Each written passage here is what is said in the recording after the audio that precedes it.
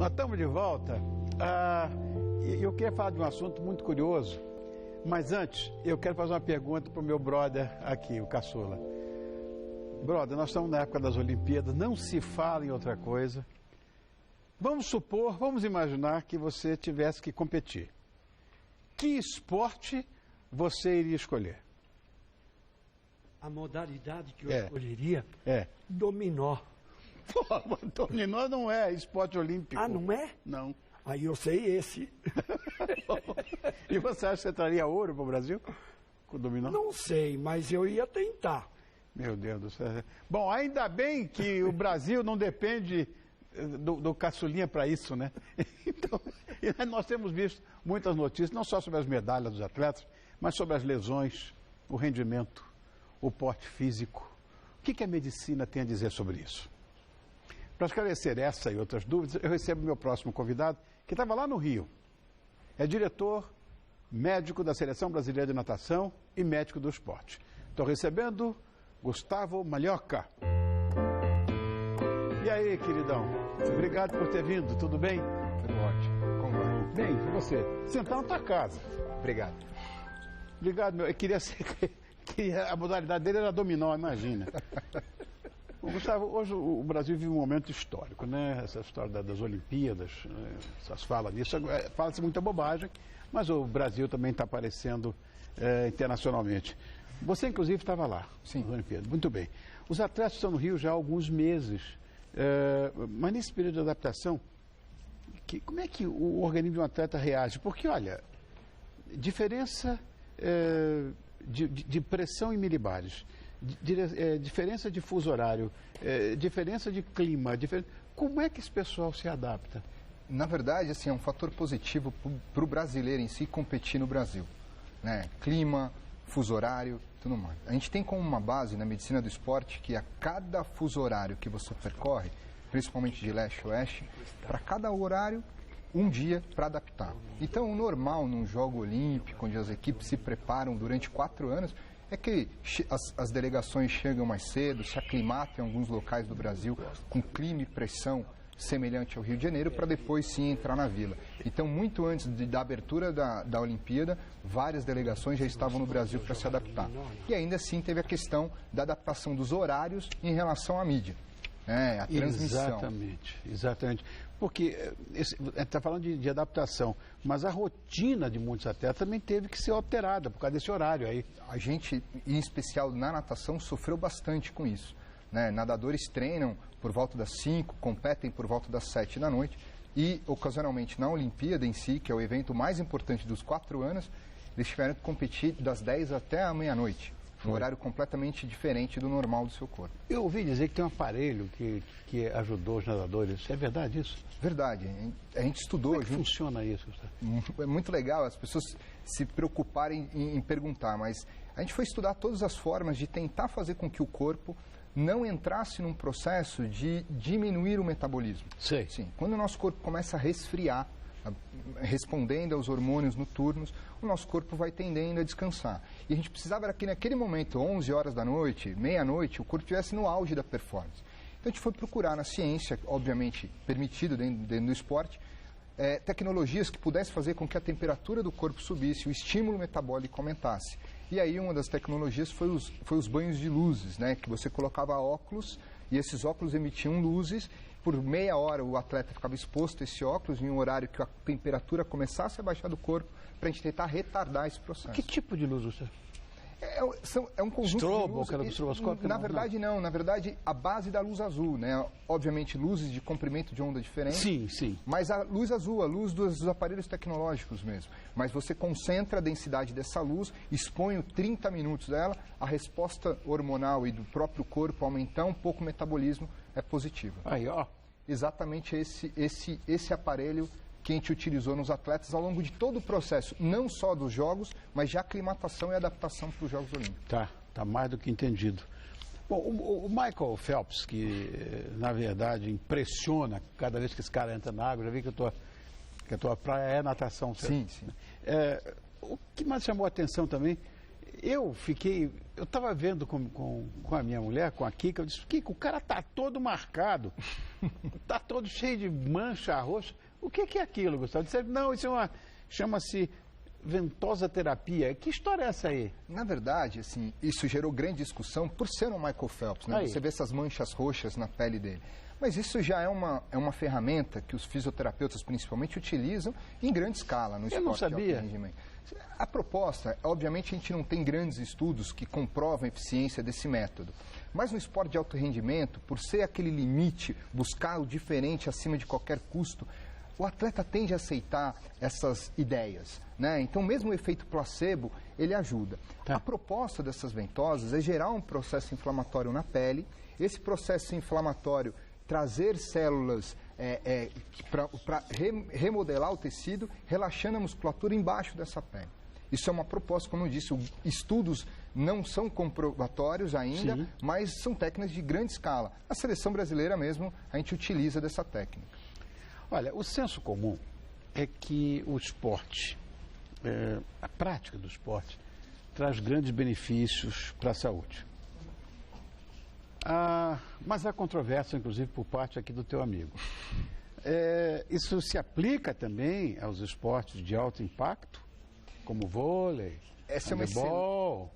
Excelente pergunta, no sentido que hoje a gente tem que promover a atividade física. Eu acho que uma das grandes coisas que os Jogos Olímpicos vão trazer para o Brasil é um incentivo à prática de atividade. Mas quando a gente fala de esporte de alto rendimento, a gente está falando de limite. Né? O atleta ele tem que buscar o seu limite. Né? Para você nadar mais rápido, para você saltar mais alto, para você ser intenso na sua atividade, todos os dias, ao longo do teu treinamento, você vai buscar o seu limite.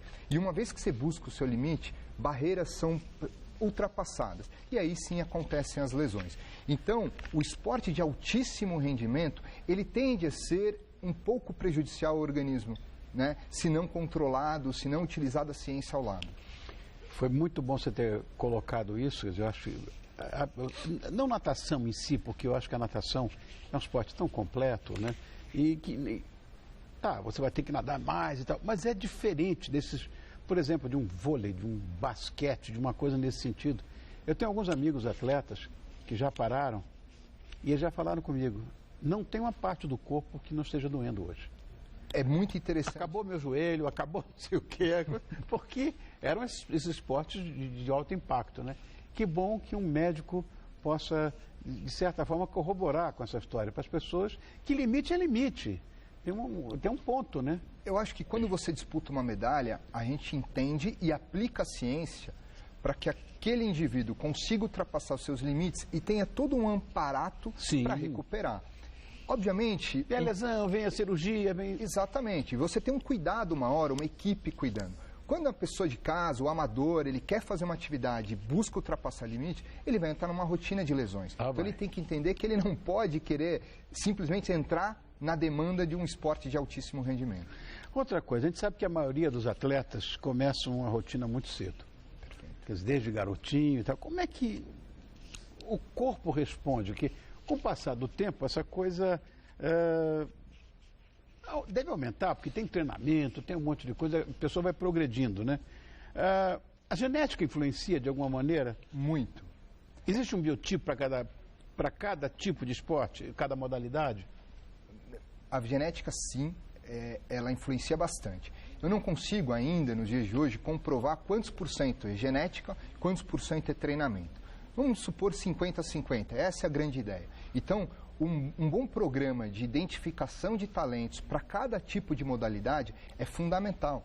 E por quê? Porque você vai fazer um mapeamento genético daqueles indivíduos. Hoje já existem testes que já isolam alguns tipos de determinados genes, que a gente fala de teste de polimorfismo, justamente para procurar dados específicos da genética, para conseguir submeter um treinamento específico e aí sim aquele atleta se desenvolver. Então, a genética é muito importante no desenvolvimento de atleta e respondendo a tua pergunta, cada esporte, cada modalidade tem o seu biotipo, tem o seu padrão de organismo. Por exemplo, as atletas de ginástica de solo, por que são tão pequenininhas? Precisa. Né? A baixa estatura ela faz com que o centro de gravidade seja mais próximo do solo. Então, os ginastas são mais baixos. é um padrão da ginástica, serem mais baixos, diferente de um esporte como o vôlei, né? Olha, esse eu acho que é o maior exemplo de... Simone? Exato. A americana ganhou 5 medalhas de ouro nessa Olimpíada. Ela é uma junção, ela tem 1,45 m, mas uma característica motor, uma potência, uma capacidade, uma velocidade impressionante. Ela atinge alturas nunca antes atingidas em um atleta, né? Essas imagens são de um campeonato lá dos Estados Unidos. Quer dizer, já tem tempo isso, mas olha que coisa impressionante. Ela tem uma elevada capacidade. Olha, você viu essa? Mas... Parece que é de borracha. Meu Deus do céu. Entenda que isso é muita força, Sim. flexibilidade, potência muscular. Dentro de um centro controlado de gravidade, ela tem 1,45 m. Então ela consegue sair e voltar ao solo aterrissando com tranquilidade. Olha a sobra que ela tem, olha a altura que ela atinge. Você imagina um cara de 1,90 m fazendo uma pirueta dessa. Ele não consegue girar duas vezes. Ela gira 3 vezes, ele não gira uma vez. Exatamente. É verdade. Exatamente. Muito legal. Diz o ditado que tamanho não é documento, aí a gente está vendo que é. Na ginástica, pelo inverso, né? Se tiver grandes alturas, não vai ter grande sucesso. Mas em certos esportes, sim. Basquete, por exemplo. A própria natação, as provas de velocidade, as provas de maior velocidade, 50, 100 livre, exigem um biotipo um pouco mais alto.